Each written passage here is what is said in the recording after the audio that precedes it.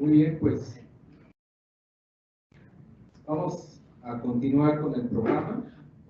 La siguiente conferencia se llama La evolución de la unidad de masa, del artefacto del kilogramo al kilogramo cuántico. Para ello, les presento a mi compañero, el maestro en ciencias, Luis Omar Becerra Santiago, quien es director de masa y densidad del Centro Nacional de Metrología y quien le dejo la voz. Bienvenido, gracias. Muchas gracias, Gabriel. ¿Ya está aprendido eso? ¿Se escucha?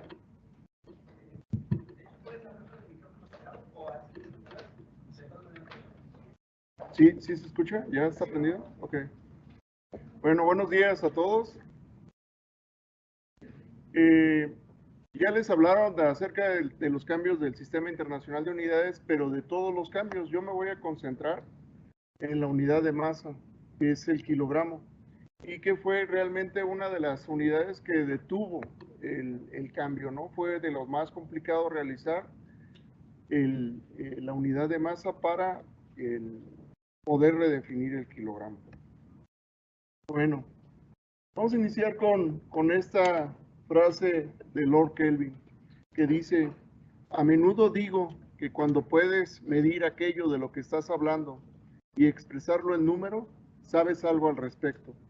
Pero cuando no puedes medirlo, cuando no puedes expresarlo en números, tu conocimiento es escaso e insatisfactorio. Puede ser el comienzo del conocimiento, pero apenas has avanzado en tus pensamientos hacia la etapa de la ciencia, sea cual sea el tema. Esto es, nosotros no conocemos nada hasta que lo medimos. Si no lo podemos medir, no lo podemos conocer. ¿Sí? Bueno, justamente el día de hoy, el Día Mundial de la Metrología, es el día en el cual inicia la nueva o la aplicación de las unidades del Sistema Internacional. 4 de las 7 unidades que han cambiado. El Sistema Internacional de Unidades es el lenguaje de las mediciones, que es uno de los elementos fundamentales del método científico. Esto es, para que vean ustedes la importancia que tienen los patrones de medición, ¿sí? Sin las mediciones, ¿sí?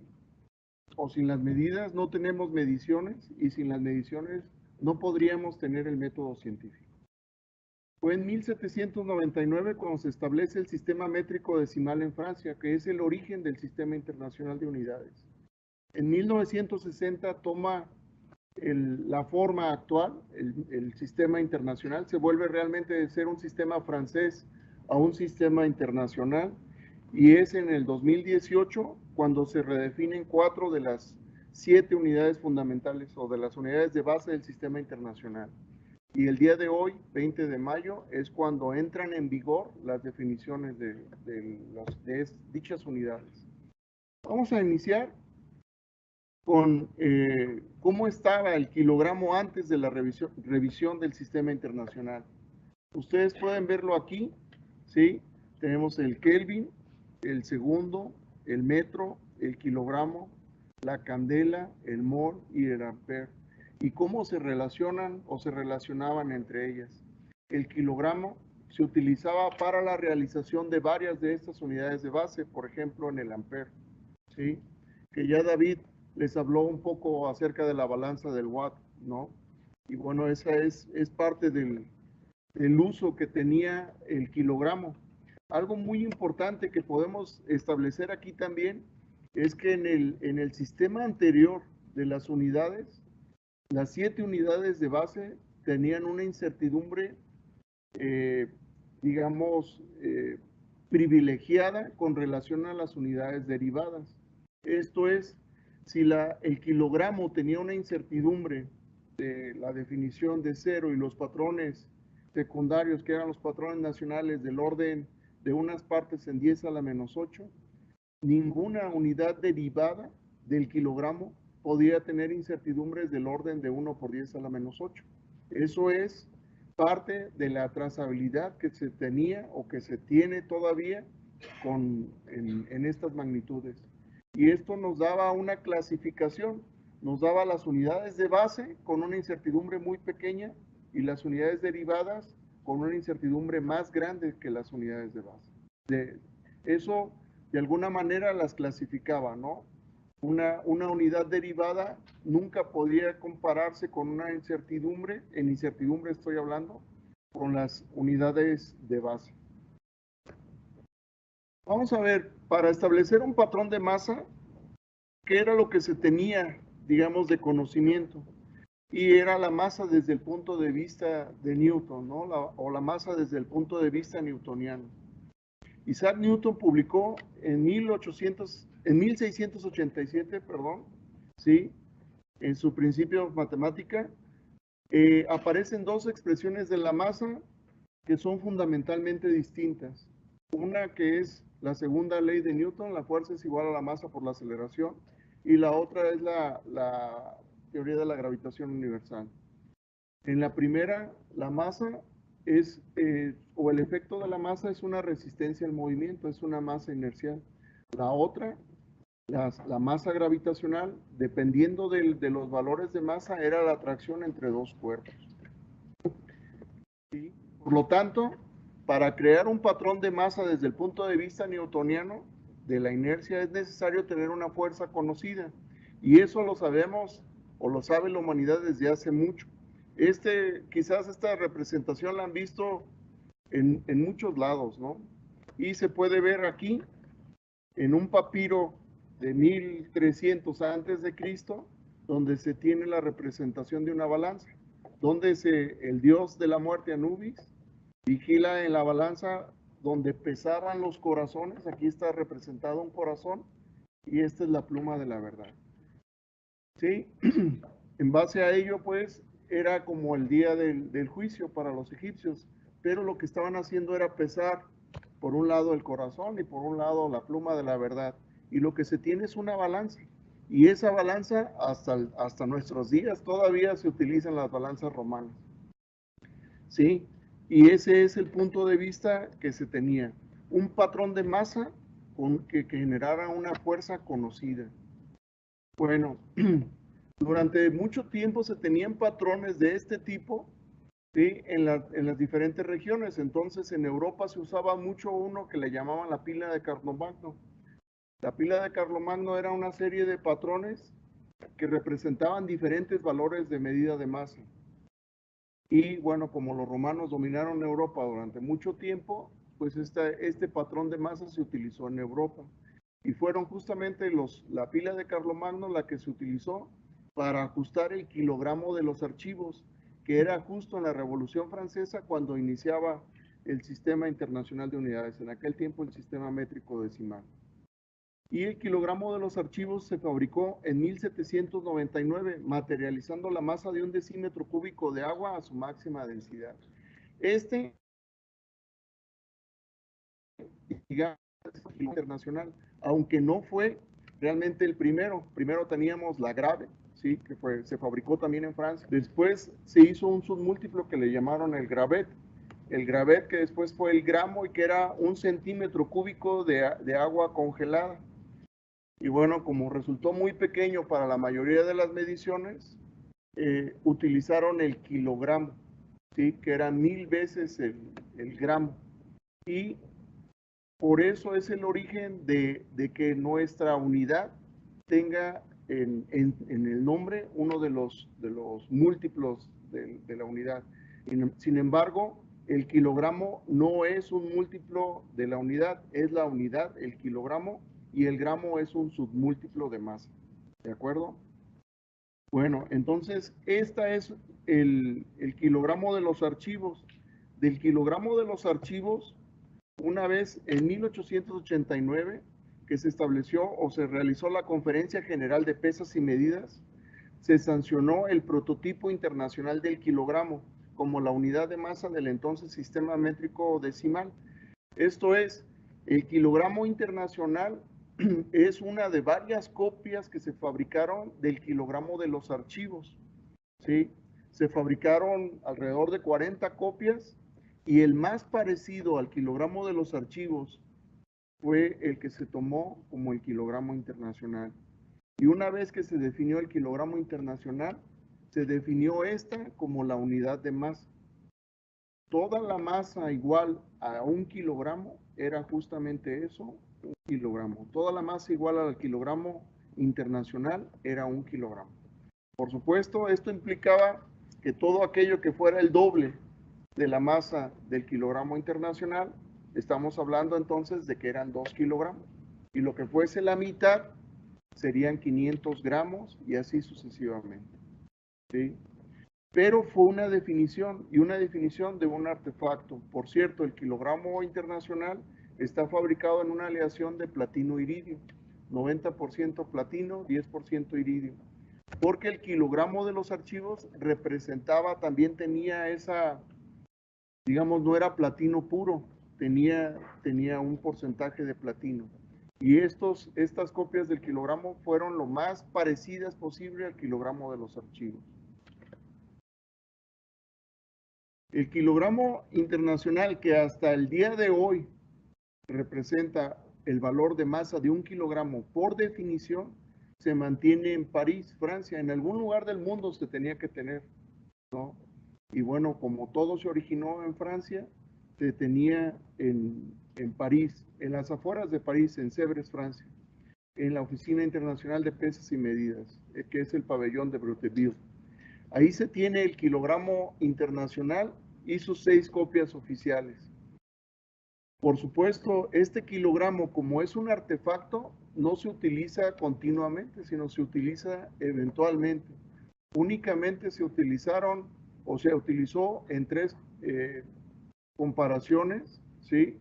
Y una cuarta para calibrar los patrones que se utilizaron para los experimentos. Pero bueno, en este lugar es de donde surge el valor de masa para todas las regiones del mundo, ¿sí? Todos los países que cuentan con kilogramos de platino iridio, copias del kilogramo internacional, vamos o llevamos nuestros patrones al Buró Internacional de Pesas y Medidas en lo que son las verificaciones de los kilogramos, las verificaciones oficiales, y de ahí se calibran los patrones. Eventualmente también los podemos llevar a recalibrar al Buró Internacional de Pesas y Medidas, y de ahí es de donde tenemos nosotros el valor de masa. Y no solo nosotros, cualquier medición de masa en el mundo que tenga trazabilidad al sistema internacional hace exactamente lo mismo. Por lo tanto, todas las mediciones de masa están correlacionadas, ¿sí? En México tenemos no solo el kilogramo número 21, el kilogramo 21, que es este que ustedes ven aquí, que llegó al país en 1892, ¿sí? Es de las copias originales del kilogramo internacional. Nosotros, como país, conseguimos 2 kilogramos adicionales, el 90 y el 96. El 90 que llegó al país en el 2004 y el 96 que llegó hasta el 2011. ¿Por qué nosotros tenemos 3 kilogramos? La razón es muy sencilla. Este es un objeto que está expuesto a contaminación y a desgaste. Por lo tanto, su valor de masa, hablamos que tiene una incertidumbre del orden antes de la redefinición de 4 a 5 microgramos, ¿sí? Eso es 5 por 10 a la menos 9, ¿sí? De la unidad de base. Por lo tanto, un rayón o contaminación en su superficie pueden hacer que su valor de masa cambie más allá del valor de incertidumbre. Por lo tanto, si tuviésemos únicamente uno, no nos daríamos cuenta si este valor de masa ha cambiado. Si tuviésemos nada más 2, podríamos saber que ha cambiado, alguno de los 2 ha cambiado, pero no podríamos saber cuál de los 2 es el que cambió. Teniendo 3, la probabilidad de detectar el que cambió es mayor, ¿sí? A que cambiasen 2 al mismo tiempo o los 3 al mismo tiempo, ¿sí? Sin embargo, esto no nos quita la responsabilidad de eventualmente estarlo calibrando continuamente en la Oficina Internacional de Pesas y Medidas, ¿sí? Pero esa es la razón por la cual tenemos 3 kilogramos. Ahora, les decía, en la verificación, la última verificación del kilogramo número 21, nos dieron una incertidumbre de 2.3 microgramos. Esto es 2 por 10 a la menos 9. ¿Sí? Una incertidumbre muy, muy pequeña. ¿De qué nos serviría una incertidumbre tan pequeña si no lo pudiésemos medir correctamente? Para ello, para el manejo del patrón nacional de masa, contamos nosotros con una balanza que tiene una resolución de 0.1 microgramo en 1 kilogramo. Esto es una resolución relativa de 1 por 10 a la menos 10, ¿sí? Lo cual nos permite a nosotros ver variaciones muy pequeñas entre los patrones. Pero bueno, esto también nos implica a nosotros que correcciones como los cambios en volumen de las pesas, las diferencias en la altura de los centros de gravedad, interacciones magnéticas, cambios en la presión del aire, etcétera, afectan las mediciones de la comparación de estos patrones y por tanto, pues necesitamos un sistema muy, muy exacto para realizar las mediciones. Por eso esta balanza y las condiciones del laboratorio. Si ustedes tienen la oportunidad de visitar el edificio L, podrán ver el laboratorio que tiene una estabilidad térmica de 0.1 grados Celsius en 4 horas y una calidad de aire 1 en 10,000, que es prácticamente un cuarto limpio. Adicionalmente, la balanza tiene una cámara sellada que nos permite mantener una presión de aire constante. Esto es para el manejo del patrón nacional de masa y de ahí poder transferir o calibrar los patrones de acero inoxidable con los patrones de platino iridio. ¿Sí?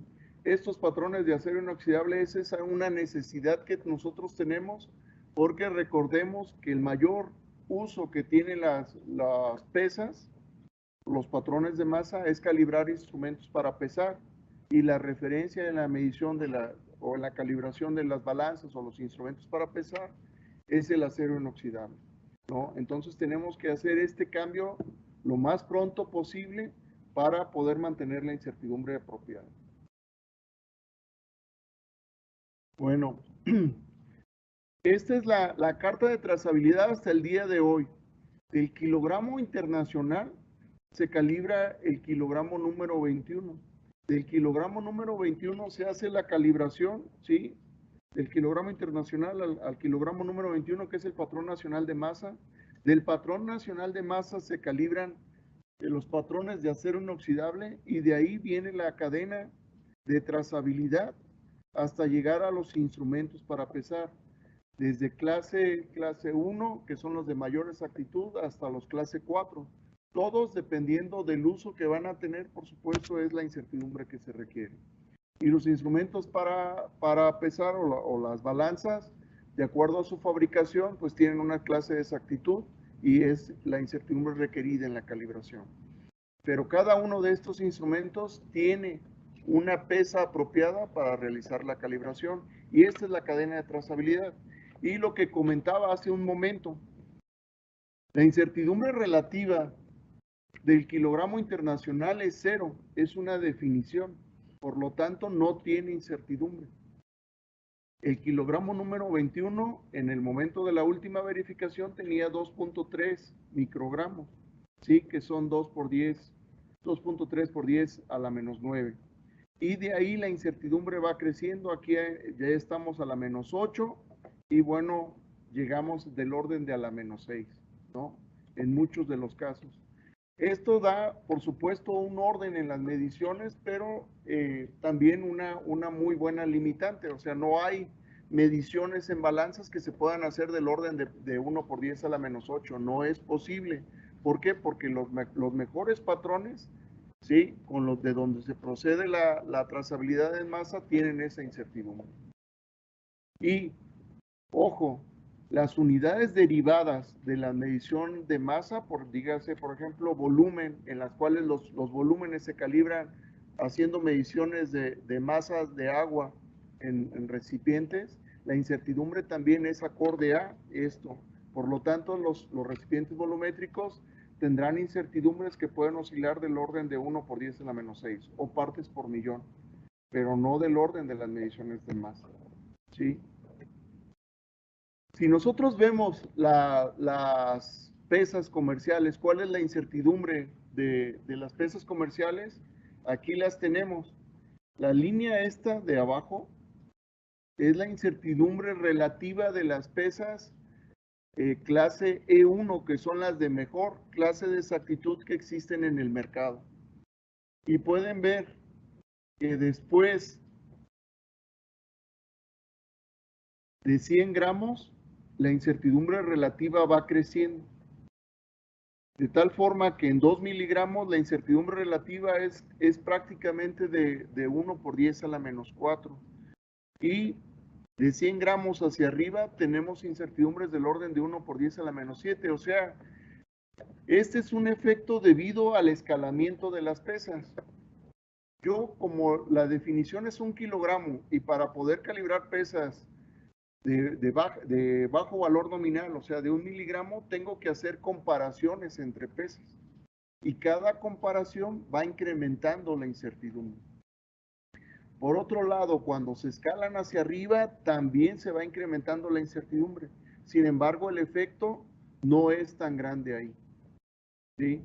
Los efectos de los instrumentos para pesar y las contribuciones de incertidumbre son las que hacen que estas incertidumbres vayan creciendo hasta estos niveles en el mejor de los casos.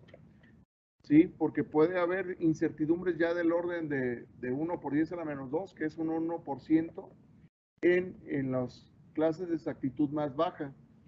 Y bueno, ustedes dirán, ¿y eso cómo lo manejan las magnitudes derivadas? Bueno, pues tienen un problema, ¿no? Por ejemplo, en mediciones químicas es muy difícil tener que ellos puedan tener incertidumbres relativas muy pequeñas. ¿Por qué? Pues por el uso de las balanzas y por la definición actual que implica el escalamiento de los valores de masa. ¿Sí? Entonces, ¿cuáles son las limitaciones de la definición anterior del kilogramo? Primero, la definición del kilogramo no estaba ligada a una propiedad invariante de la naturaleza.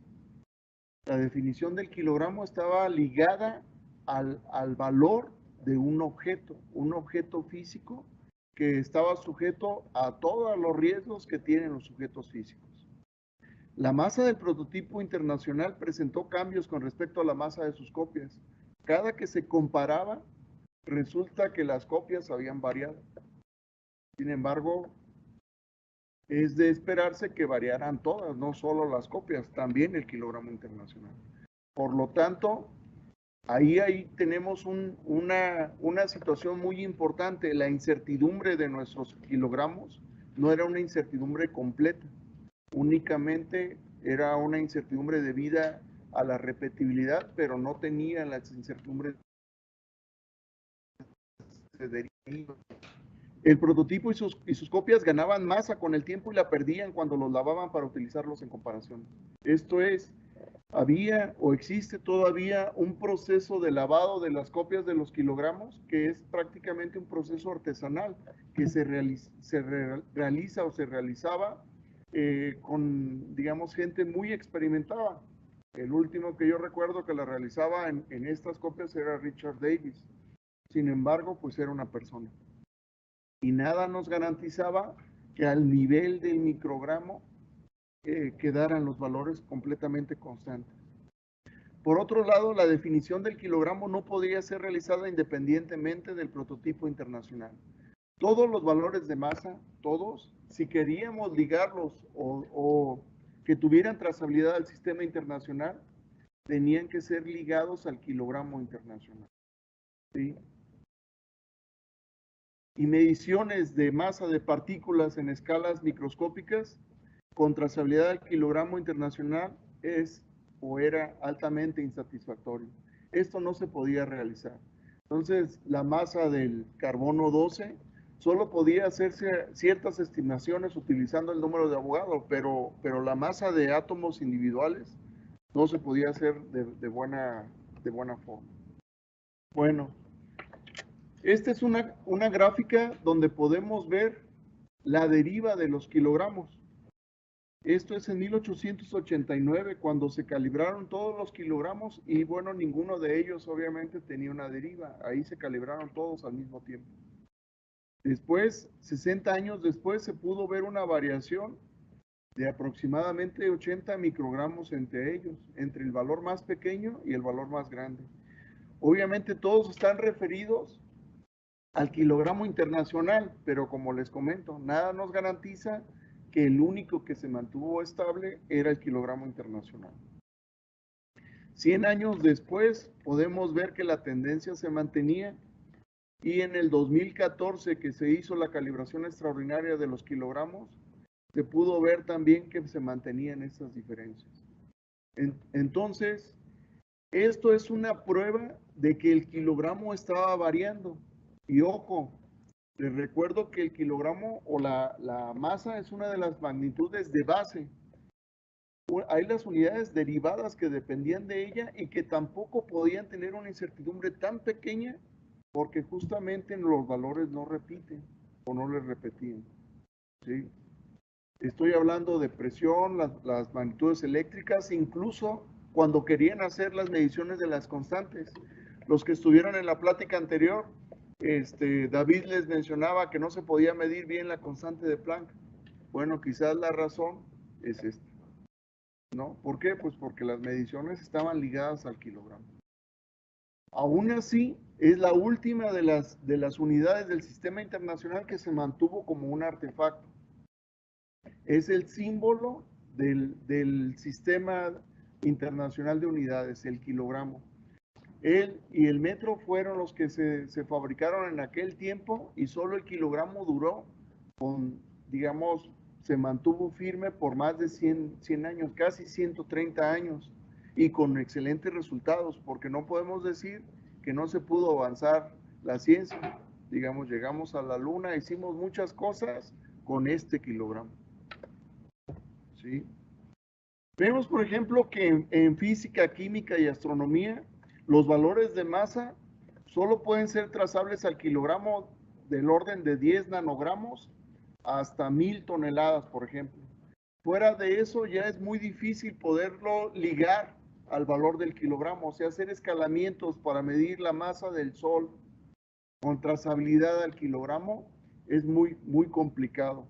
Por otro lado, la masa de átomos, electrones, ligarla al kilogramo tampoco se puede. Entonces solo se tenían estimaciones, pero no había la trazabilidad al kilogramo internacional y por lo tanto estaban fuera del sistema internacional de unidades.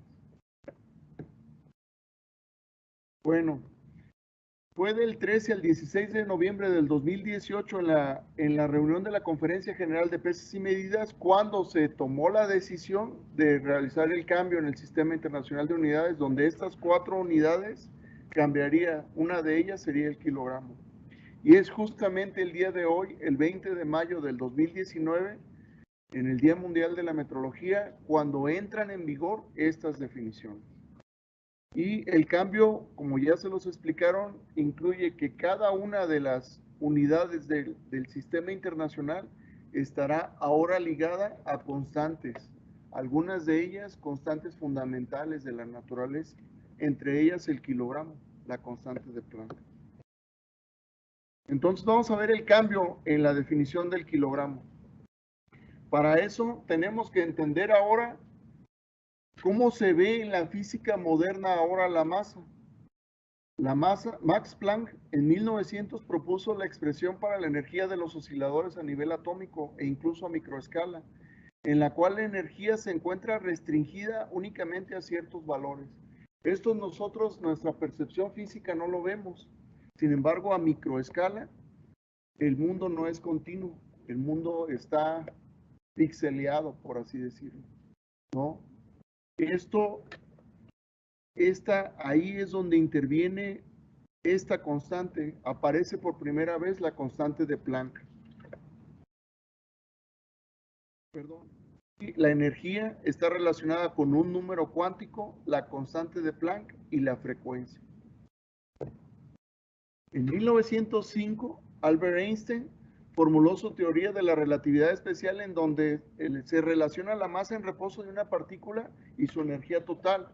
Aquí podemos ver también que está la energía, aquí aparece la masa y la velocidad de la luz, que por cierto la velocidad de la luz también es una constante. Bueno, finalmente no pasó mucho tiempo en el cual se pudieran dar cuenta que se podían relacionar las dos ecuaciones anteriores y que en algunos casos particulares una masa podía tener tanto energía como su energía con la masa, así como un cuanto de energía en función de la constante de Planck. Y se relacionan de esta forma la constante de Planck, la frecuencia, la velocidad de la luz y la masa. Entonces, cada masa tiene una energía, la energía de Compton. Por lo tanto, en la física moderna, la masa y la energía están relacionadas o tienen una relación muy fuerte. No es lo mismo, por supuesto, así como masa y peso no son la misma cosa, tampoco la energía y la masa son la misma cosa, pero sí están fuertemente relacionadas. Y bueno, se ha podido demostrar, incluso, por ejemplo, en el CERN, que se han podido crear partículas con masa mediante energía y se ha podido crear mucha energía mediante la conversión de su masa en energía. Por supuesto, para crear una partícula de masa muy pequeña se requiere una gran cantidad de energía, ¿de acuerdo? Porque está multiplicada por la velocidad de la luz al cuadrado. La nueva definición del kilogramo, la que se aplica a partir de hoy, es el kilogramo, símbolo kg minúscula, es la unidad de masa del sistema internacional y se define al tomar como valor numérico fijo la constante de Planck, H, como 6.626.07015 por 10 a la menos 34 expresada en joules por segundo, lo cual es igual a kilogramos metro cuadrado por segundo, donde el metro y el segundo están definidos en términos de la velocidad de la luz y la frecuencia de vibración del átomo de cesio 133. Esta definición en sí no es tan sencilla como la definición anterior. La definición anterior la teníamos como la más igual a la del prototipo internacional y todos estábamos contentos con eso. Ahora, esta definición, bueno, no se ve tan sencilla en términos de la física normal que estudiamos. No sé ustedes, pero yo no estudié la física cuántica en la universidad, ¿no? Entonces esta la viene uno estudiando después. Sin embargo, el concepto realmente es sencillo. Pero ¿cómo vamos a ligar la unidad de masa o las mediciones de masa a la constante de Planck? Ese era el reto. Y ese es el reto que tardó tanto en poder permitir el cambio en el sistema internacional de unidades. Bueno, para el kilogramo, al igual que para todas las demás magnitudes, este es el concepto básico. Tenemos las constantes definitorias, donde aquí están la carga del electrón, la frecuencia de vibración del átomo de cesio 133, la constante de Boltzmann, la constante de Planck, la constante de Avogadro, la velocidad de la luz, la constante de eficiencia energética. Aquí, con estas constantes, luego tenemos que tener un experimento apropiado. Este experimento apropiado, dependiendo la magnitud, en el caso de la magnitud de masa tenemos dos. Y con este experimento podemos entonces tener las mediciones de ciertos patrones primarios, ¿sí? El concepto en todas las unidades del SI va a ser lo mismo. Las constantes, un experimento apropiado y los patrones de medición. ¿Cuáles fueron estos experimentos que se utilizaron para redefinir el kilogramo? Básicamente fueron dos los que tuvieron éxito, aunque hubo muchos más, como la balanza de Joule, que no, finalmente todavía la incertidumbre no es la apropiada, entre otros, ¿no? Pero básicamente es el método XRCD y la balanza de Kibo. El método XRCD es el que se utilizó también para el proyecto de Avogadro. Y el proyecto de Avogadro fue realizado por la Coordinación Internacional de Avogadro, formada en un inicio como un esfuerzo internacional con el objetivo de determinar la constante de Avogadro con una incertidumbre igual o menor, perdón, a 2 por 10 a la menos 8, utilizando un cristal de silicio isotópicamente enriquecido. Este experimento participaron el BIPM, el PTB de Alemania, Japón, Italia, Canadá, Estados Unidos, Nueva Zelanda, China, ¿sí? Y bueno, ellos obtuvieron 3 resultados principalmente, estos 3. El primero en 2011, luego en 2015 y en 2017. Y los resultados fueron, primero, 3 por 10 a la menos 8, luego 2 por 10 a la menos 8, y el último que consiguieron es 1 por 10 a la menos 8, con ello logrando el objetivo de la Coordinación Internacional de Abogados. El concepto es básicamente o proviene de la idea clásica de que la masa de una sustancia pura puede ser expresada en términos de un número de entidades elementales de dicha sustancia. El número de entidades elementales puede ser medido con el apoyo del método XRCD, que es densidad de cristal por rayos X. Para este proyecto se utilizaron monocristales de silicio, silicio 28, isotópicamente enriquecido, ¿sí? Y con una alta pureza y sin dislocaciones. Esto es, la celda del cristal de silicio no tenía ni vacantes y estaba prácticamente, requería ser un cristal perfecto. ¿Sí? Para ello se utilizaron el silicio por los avances que hubo o que ha habido en la industria de los semiconductores, ¿sí? Que trabajan mucho con el silicio. Este es un lote de cristal de silicio isótopicamente enriquecido, ¿sí? Que se va depositando por capas y genera, prácticamente es una joya. Obviamente esto vale mucho, mucho dinero y esfuerzo. El número de átomos de silicio de un cristal macroscópico, por ejemplo, una esfera, es igual al volumen de esa esfera dividido por el volumen medio microscópico de la celda de la esfera, multiplicado por el número de átomos de cada celda unitaria. Esto es, para medir el número de átomos de un patrón de silicio, tenemos aquí 8 átomos que conforman una celda de silicio, de los átomos de silicio. El volumen de la celda, perdón, el volumen de la esfera de silicio, en este caso se utilizó una esfera porque es una forma geométrica que tiene la menor cantidad de superficie para un valor de volumen o el mayor valor de volumen, perdón, ¿sí? Y esta de acá es el volumen de la celda de silicio. La celda del cristal de silicio se mide utilizando el método de densidad de cristales por rayos X. Los rayos X tienen digamos, la frecuencia y la amplitud necesaria para poder medir la distancia entre los dos átomos, ¿sí? Una celda unitaria del cristal de silicio. Con esta, midiendo esta dimensión, ¿sí? Y elevado al cubo, sabemos cuál es el valor del volumen de la celda de silicio. Para el cristal macroscópico, que sería la esfera, se mide por interferometría láser y se determina el volumen de la esfera completamente. Y con ello ya sabemos cuántos átomos de silicio tenemos, ¿no? Con el volumen de la esfera y el volumen de la celda del monocristal de silicio. Este 8 representa los 8 átomos que tiene la celda unitaria y con ello, con el número de átomos de silicio multiplicado por la masa de cada átomo de silicio individual, sabemos cuál es la masa de la esfera de silicio. Y eso nos da el valor de masa de un patrón. Este patrón, como lo queremos ligar a la constante de Planck, este valor de la masa del átomo de silicio lo dividimos entre la constante de Planck y lo multiplicamos por la constante de Planck.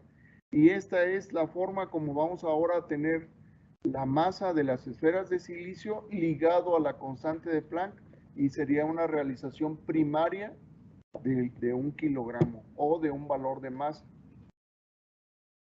¿Sí? Como ya lo vieron en la plática anterior, la constante la constante de Planck y la constante de Avogadro están relacionadas mediante estas constantes también, ¿sí? Y bueno, esta forma de determinar la masa de 1 kilogramo junto con la constante de Planck, ¿sí?, es muy diferente a la que se obtiene con la balanza de Kibble. La balanza de Kibble es una comparación de una fuerza magnética contra una fuerza mecánica, ¿sí? Sin embargo, en la fuerza magnética aparecen dos constantes, lo que es la longitud de una bobina y el campo magnético, los cuales son muy difíciles de determinar. Por lo tanto, se introduce un modo velocidad a esta balanza magnética, que con ello lo que se hace es tener, por un lado, la fuerza magnética y la fuerza mecánica, y bueno, la otra produce un voltaje haciendo o moviendo el campo magnético en unos imanes. Si esta bobina se utiliza en los dos lados, se puede eliminar lo que es el campo magnético y la longitud de la bobina, y nos quedaría virtualmente la comparación de la potencia mecánica contra la potencia magnética. Y digo virtualmente porque no se hacen en el mismo momento. Y es aquí donde intervienen en la medición de la tensión eléctrica y la intensidad de corriente mediante los efectos cuánticos Hall y Josephson, ¿sí?, donde aparece la constante de Planck. Y esa es la forma de ligarla. Ahora, para redefinir el kilogramo, lo primero que había que hacer era medir la constante de Planck utilizando el kilogramo o patrones de masa calibrados con trazabilidad al kilogramo. Una vez que se consiguió tener un buen valor de la constante de Planck, ahora la constante de Planck es la que se va a utilizar para dar los valores de masa. Estos experimentos se han realizado en todo el mundo, ¿sí?, en Alemania, en Estados Unidos, en Canadá, en Inglaterra, en Japón, etc. Los resultados de la constante de Planck desde 1988 hasta el 2014 de la constante de Planck son estos. Y ustedes pueden ver la dispersión, cómo fue poco a poco mejorándose los métodos de medición y nos daban mejores resultados de la constante de Planck. Sin embargo, las discrepancias entre ellos todavía eran del orden de partes por millón, y el objetivo siempre fue llegar a 1 por 10 a la menos 8, ¿sí? De 1 por 10 a la menos 6, llegar a 1 por 10 a la menos 8, porque esa incertidumbre se requería para que la metrología de masa, que ya está bien establecida, no sufriera cambios. En 2016 fueron mejorando. Aquí ya vemos los resultados del proyecto internacional de Avogadro y los resultados de la balanza de Kibble. Y en 2017 estos fueron los últimos, y finalmente este es el valor de la constante de Planck con esta incertidumbre, la que se logró medir. Y se midió, y aparte CODATA, que es un organismo que se encarga de dar o establecer los valores de las constantes fundamentales mediante un ajuste entre ellos, porque todos son consistentes, ¿sí?, dio estos valores para la carga del electrón, ¿sí?, la constante de Boltzmann y la constante de Avogadro, que en 2017 los valores de CODATA para estos ahora son estos, pero con la particularidad de que estos valores son valores numéricos fijos y sin incertidumbre ya, ¿sí? Por lo tanto, si hay algún cambio después en la forma de que midamos el kilogramo, o en el que se mida la temperatura, o en el que se mida la intensidad de corriente, lo que puede cambiar ahora es el tamaño de la unidad, pero las constantes ya no van a cambiar.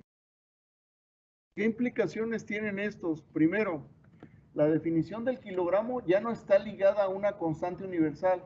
Perdón, ya está ligada a una constante universal, la constante de Planck. El kilogramo puede realizarse en cualquier lugar independientemente del artefacto y en cualquier momento. Nosotros ya podemos hacer mediciones de masa en México sin necesidad de tener una liga al kilogramo internacional o a la balanza que tienen en Alemania o en Inglaterra. Ya no se tendrá que escalar la masa a partir de 1 kilogramo. Podemos hacer experimentos en 100 gramos, en 10 gramos o en 10 kilogramos, dependiendo. Cada uno representará retos diferentes, pero ya no estamos obligados a hacerlos en 1 kilogramo. Todos esos se hicieron en 1 kilogramo debido a que había que sustituir el kilogramo anterior. Pero una vez sustituido el kilogramo anterior, ya no es necesario hacerlo en 1 kilogramo. Los valores de masa antes y después de la redefinición son consistentes. Esto es, lo que era 1 kilogramo sigue siendo 1 kilogramo.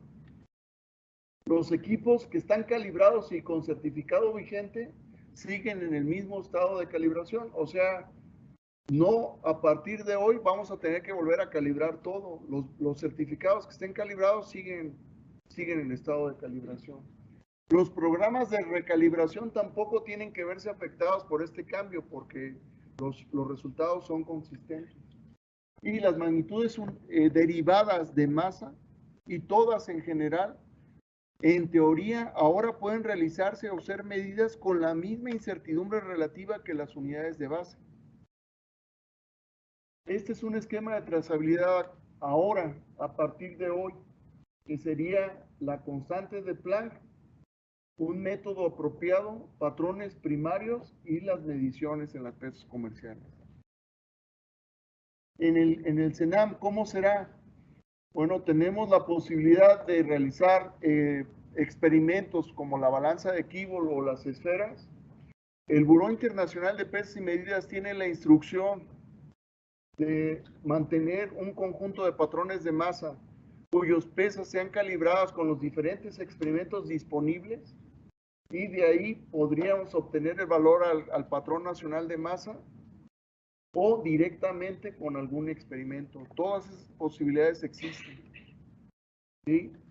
Esta es otra forma de representarlo de la misma manera. Aquí está el conjunto de patrones de masa, un patrón de platino, iridio, acero inoxidable y de ahí la trazabilidad de un patrón, o un país directamente puede tener trazabilidad hacia un experimento como la balanza de Kibble o el método XRCD.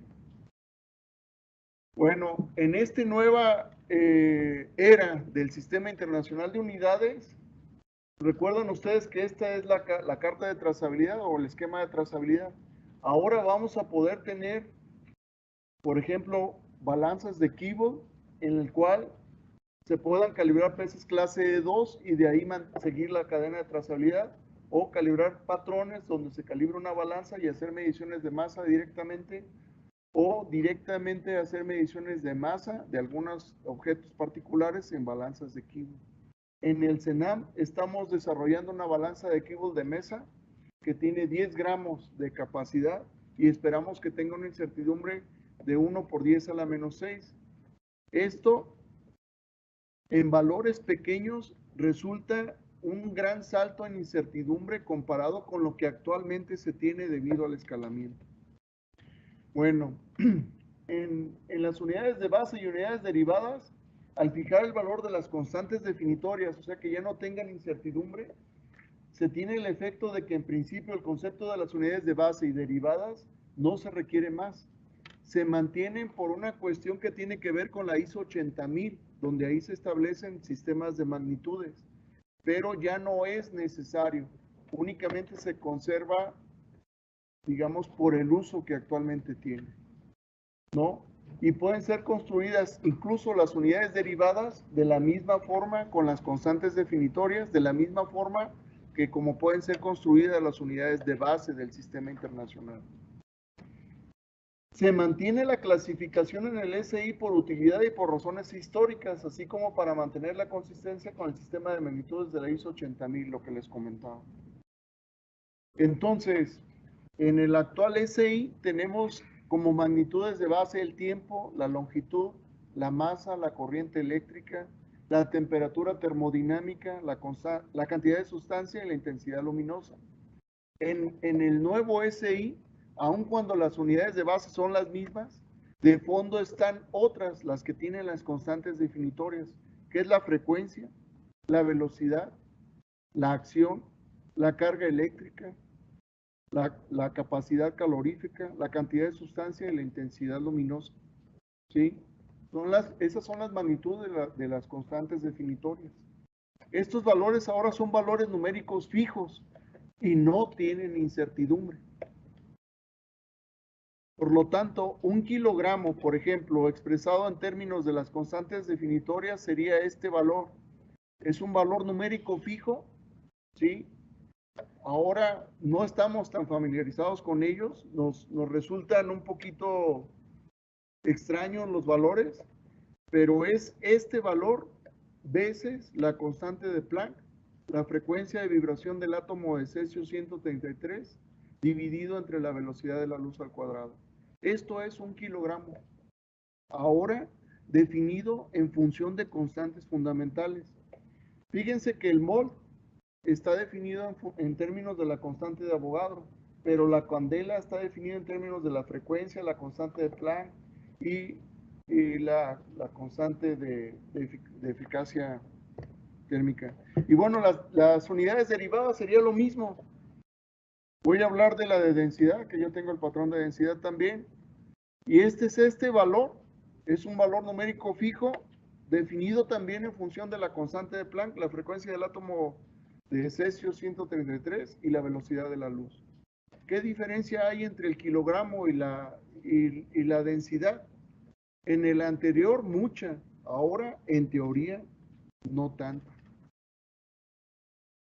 Entonces, regresando a esto, tenemos las constantes definitorias, el experimento apropiado y los patrones primarios. Vamos a hacer un ejemplo. El patrón primario de densidad, una esfera de monocristal de silicio 28. Nosotros tenemos en la trazabilidad actual un patrón de densidad donde tendríamos que calibrar la masa nos daría una incertidumbre de 1 por 10 a la menos 8 aproximadamente, y un volumen que nos daría 1 por 10 a la menos 7. Entonces, la masa y dividida entre el volumen, calculando las incertidumbres, esta sería la que dominaría, alrededor de 1 por 10 a la menos 7, 1 por 10 a la menos 6. Entonces, la densidad de los patrones de mayor exactitud actualmente tienen incertidumbres del orden de 1 parte por millón, que es nuestro patrón nacional de densidad. No les voy a explicar todo esto, pero sustituyendo todo, nos queda que ahora la densidad, en términos generales, puede ser expresada en función de la constante de Avogadro, ¿sí? La masa atómica relativa del silicio y el parámetro de la celda de cristal de silicio, lo cual nos daría un patrón primario de densidad con una incertidumbre relativa del mismo orden que un patrón primario de masa, aproximadamente 1 por 10 a la menos 8. Esto es uno de los ejemplos de las aplicaciones del nuevo SI. Ya no hay ninguna limitante, al menos en teoría, para tener los mejores patrones.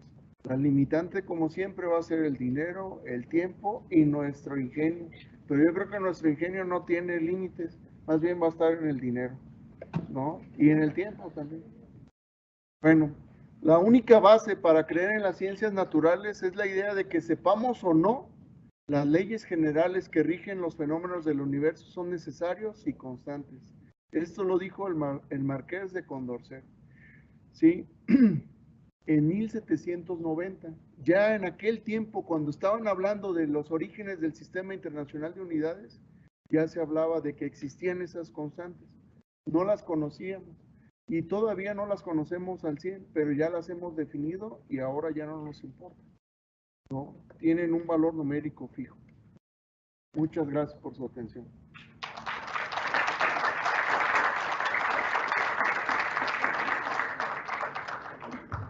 Pues muchas gracias, Luis Omar. Hay espacio quizá para 2 preguntas, con 2 respuestas muy breves. ¿Alguien tiene alguna pregunta?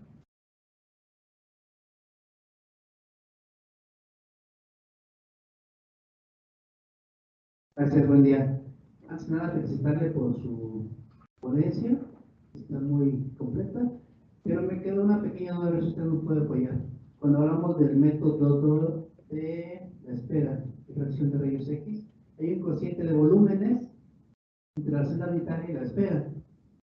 Ahí todavía hace referencia a una masa que es la masa del silicio.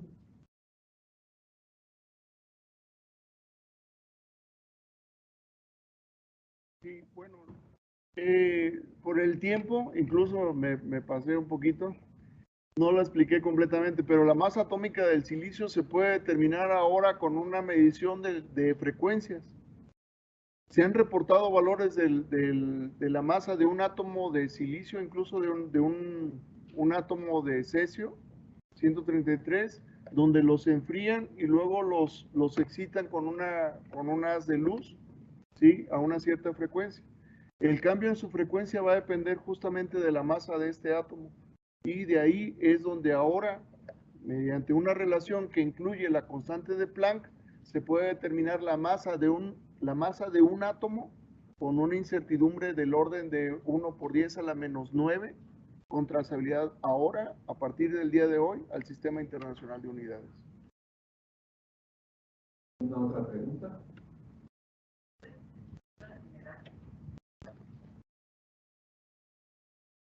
Entiendo que los que deciden las nuevas unidades, porque, o sea, ahorita vimos todo lo que es, pero pues hay alguien que tomó la decisión, es la Conferencia Internacional de Pesas y Medidas.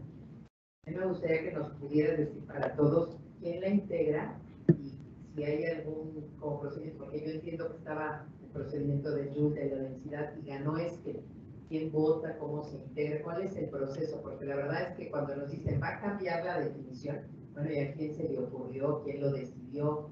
Porque hay un poquito esa duda en el medio, ¿no? ¿Cómo fue, no?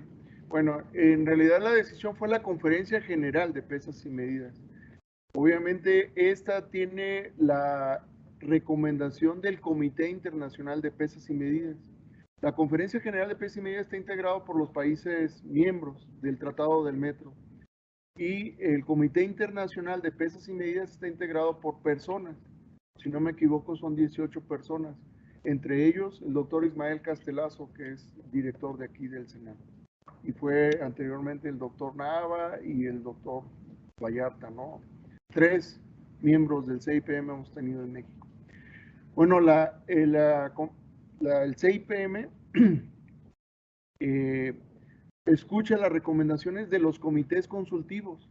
Los comités consultivos están integrados por los especialistas en las magnitudes reconocidos de cada, digamos, de cada país o estado miembro, y los mejores especialistas participan ahí.